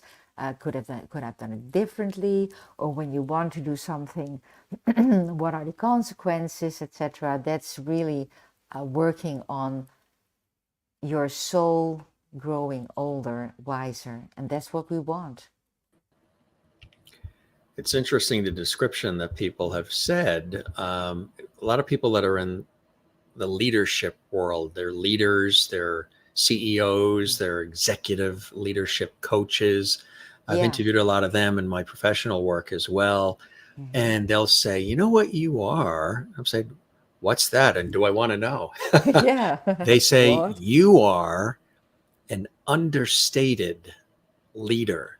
I'm saying, "Understated leader. Now tell me more. What are you seeing? What are you feeling?" They said, "Well, you have an uncanny way to lead, to guide, to keep the train on the track, to keep the rivers flowing, to make sure Yeah. everything is working out and smooth, to get the things that you know are going to benefit others taken care of, but also have a way to be able to get the things that you need facilitated as well. But you don't come in knocking down the doors, telling everybody do 50 push-ups, rah, rah, rah, come on, let's go." You're not that Yeah. kind of a leader. You come in and you sort of smooth in and you blend in with everything, and you Yeah. feel the room and you feel the energy, and then you sort of make your adjustments from there. And it's an Yeah. understated leadership. And I Yeah. found that fascinating. Somebody that's in the world of executive leadership coaching in a prominent way, coaches Fortune 500 companies and things of that nature, international companies too, pointed that out and said that multiple times. And I said, that's a cool way of, again, describing an energy I've always felt. And an enormous compliment. Enormous compliment. And you make sure that everything's okay with everything. And that's also a gift, of course, when you keep all things, everyone satisfied. And at a party, all the drink glasses are filled. Perfect. You are every person's dream. Oh my God. Yeah. Please put that in writing and address it management. I will. As my father has always said. Barbara, you are somebody very, very delightful to chat with. And I'm glad that we had an opportunity to connect with our viewers, watching, participating, interacting live. And we encourage folks to continue that by leaving a comment and communicating with us on our YouTube channel, Jim Masters TV. Like the episode if you enjoyed this. Give us a thumbs up, leave a comment on the YouTube channel as well. We would absolutely love that in the comment section. Let us know what you got out of this episode and all the ones you enjoy. And of course, subscribe to our YouTube channel, Jim Masters TV. We would love that as well. But we're going to keep the porch light on for you. I know we're chatting about the book, and we, again, congratulate you on the book. I'm sure there's more down the pike for you. My most memorable psychic readings and personal stories, plus exercises and meditations to expand and deepen your awareness. Barbara Bandel is here. She's the author, but she's also a renowned psychic medium, beloved and gifted. And it's been a pleasure to have you here. And I hope you'll spread the word about the Jim Masters Show live series. And I also hope that the show met whatever expectations you had, and you enjoyed the time with me as much as I absolutely have with you, Barbara. Absolutely, absolutely. And I put just now, I just clicked on the comments. I had it shut off because otherwise I would be looking at the comments. What a lovely people. What a lovely audience you have. That says a lot about you. So you can put that in your pockets because it's really lovely, your audience, your fans. I appreciate that. Juanita Yeah. watching. Good to see you, Juanita. Hey, she's watching in South Africa. She's been a longtime viewer, sending lots of love from me and Gabriella is her daughter. She goes, "Allo, Hallo, allo." I can hear her almost saying it too. She's there in South Africa, and she's been with the show for a long time. And Kathleen in New York City, USA. Wonderful Sweet. show. Thanks for being here, Barbara. And Maureen, the semi-retired nurse in Phoenix, Arizona, USA. The This leader. most incredible episode. Thank you so very much for being Jim's special guest today, Barbara. Please come back. Tight, levity hugs to you. And yeah, that's what we do Yeah. here. And every episode of our series is unique with all kinds of different guests who come in from all different backgrounds. Some of them entertain, some of them do jokes, some of them cook, some of them do this, do that. But it all comes back to connecting us all around the world. That's one of the reasons why I started this series 3.5 years ago. My schedule is very busy with the professional work, but I wanted to connect on yet another way, another platform. Yeah. And Merlin in Ontario, Canada, who's experiencing her Thanksgiving weekend in Canada. Thanks, Barbara, for sharing your experiences with us. Of course, You're welcome. You're welcome. It's heartwarming. Yeah. Lovely, lovely. Probably a little bit more than you expected, right? I hope. Yes, actually, yes. Very true. So I want to thank you so much for inviting me. And well, we'll talk again.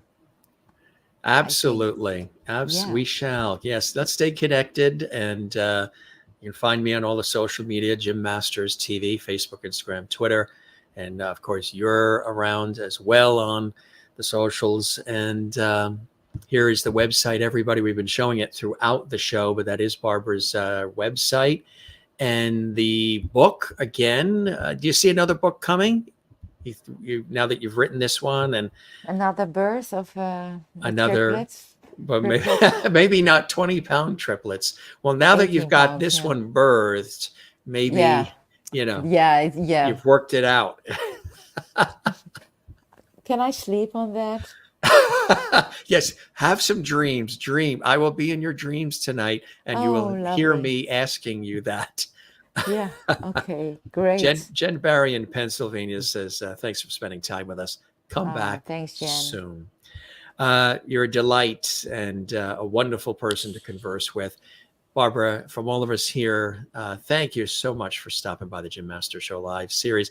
Let everybody know they're in the Netherlands and elsewhere to tune in and follow us and join us here at the Jim Master Show. And I hope you'll do the same. And we'll keep tabs with you as well. Congratulations on all. And thanks for inspiring so many of us and also doing so today on the show. Yeah. Thanks. You're welcome. Any final message for anybody that's struggling right now? Perhaps I just thought of this. There might be somebody watching quietly who isn't commenting in our comments. We have thousands and thousands of people that watch around the world, whether they watch live or they watch in the archives later. And there might be somebody watching who's in a tough spot right now. Yeah. Any message of hope for them? The most important thing is to always find something that makes you laugh. Humor is healing. And it depends. My guides are saying it depends. Yeah, of course, because you can be depressed and then nothing is funny. So that's a different story. But try to laugh every day for a couple of minutes, just like we did with Elvis in the House. There's always something funny that will really help. In some cases, not all, of course. If it would be that easy, yeah. Music and laughter are Music two and laughter. gifts. Yeah, I'm big with both, as you can tell with Yeah. some of my dry wit. I love pulling out humor whenever I can, and music. I don't Yeah. smoke, but I often say music is my cigarette Yeah. It won't kill because you. it. Yay. that's that's it. Uh, you be well, my friend. Yeah. And this was really You a too. delight to have you here again. And continued blessings to you. And we'll have you back on the show again soon. Okay.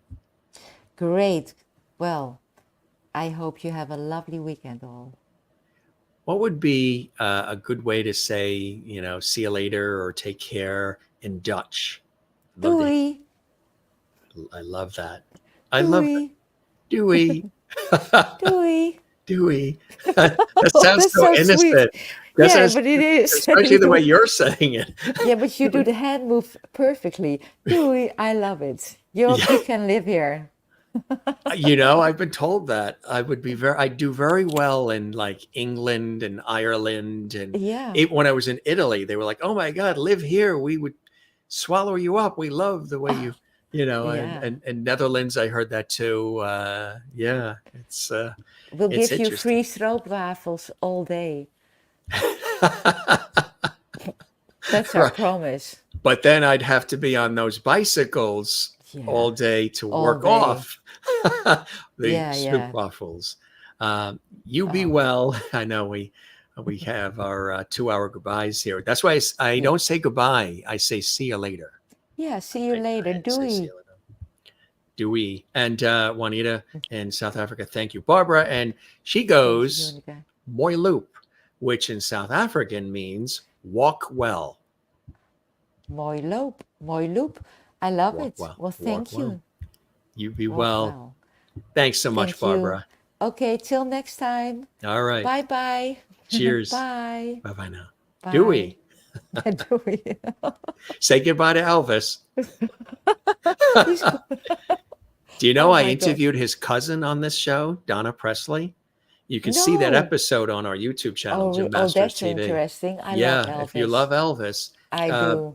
take a look at the episode on our YouTube channel, Jim Masters TV. Oh. We had an extraordinary Yeah. conversation with his first cousin, Donna Presley, and it was amazing. She talked all about Elvis, Graceland, growing up with him as a cousin. Enjoy that Amazing. episode. I will. I will. Thank you so much. All right. Okay. You be well. You too. Bye. Bye-bye. That incredible? Dewey. So we got to add that to the repertoire of the see you laters, right? What a cool episode, gang. That was what you call a conversation. Here's a website to check it out, to learn more about her extraordinary gifts, talents, and all the opportunities to learn from and enjoy the gifts that Barbara Bandel has. And she was very open and very authentic about her life. She shared some really amazing stories with us. And we sort of unlocked some mysteries and unveiled some mysteries of her psychic abilities, which is extraordinary. Whether, that's something that you fully believe or not, I'm sure that, this episode gave you an appreciation of who she is and the work that she does and the people that she's had an opportunity to guide and assist in their lives, which is kind of cool. Our conversation went in a lot of different directions, which I thought was excellent because that makes it a conversation. We don't do pre-prepared questions on the Jim Masters Show live. It is all conversational and it's free-flowing, which I love. Good stuff. This was a great weekend afternoon edition. And of course, I've got my coffee here, afternoon coffee. Look at the size of this mug. This is a big mug of coffee here. What does it say? It says, thoughts run free with a cup of tea. Although there's coffee in here. So I toast all of you with this.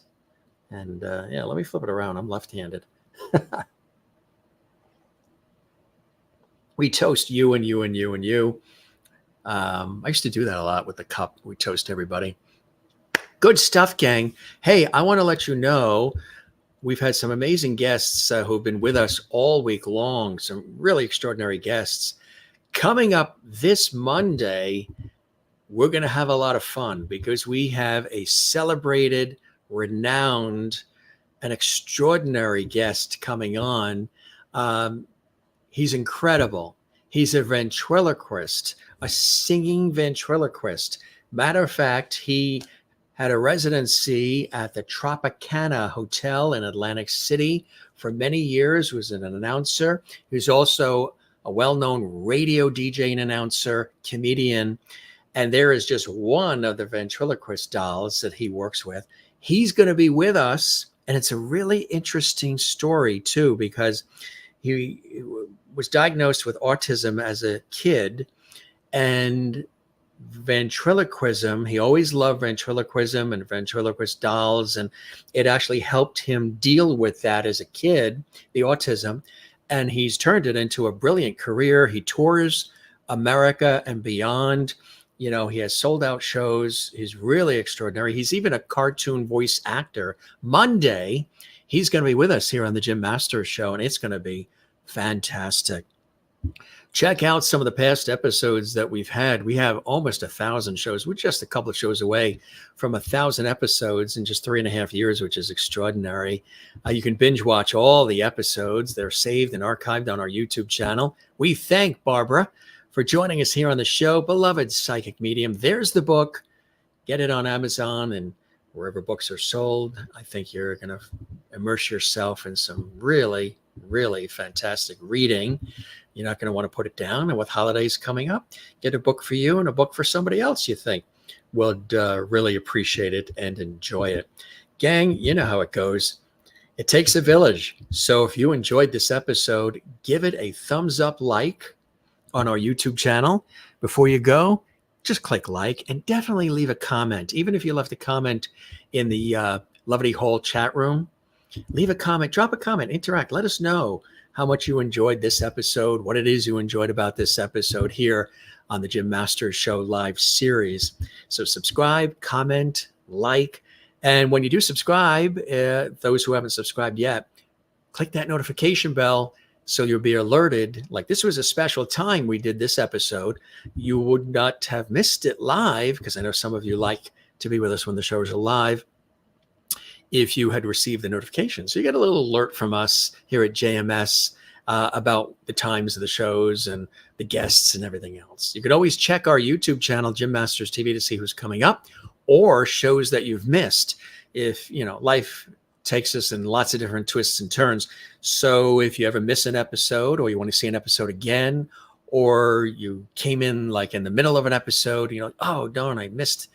You don't miss anything. We archive all of our full episodes in their entirety on our YouTube channel, Jim Masters TV. So you can binge watch, you can rewatch some of your favorite episodes and celebrity guests and more. So this was cool. Jim, this was amazing. And I know I have some splaining to do about my job, but thank you.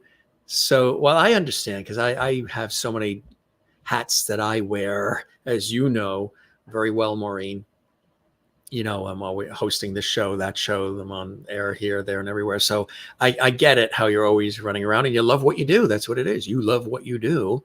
And that's why when the phone rings, you jump. Such an amazing time in Lovely Hall. The pleasure is all mine. And happy Thanksgiving to our friends in Canada. Relax and enjoy your supper and evening. I shall. We're coming to your house for dinner. What are you preparing, Merlin? We're gonna take a flight from here straight up to Toronto.